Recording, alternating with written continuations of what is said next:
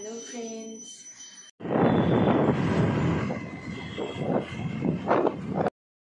সকালে উঠে সোজা চলে এসেছে রান্নাঘরে। আর যাবো একটু চাটনি। সারাদিন কি করছে আমাদের সাথে শেয়ার করবো। এটা বলো তো, এটা কি?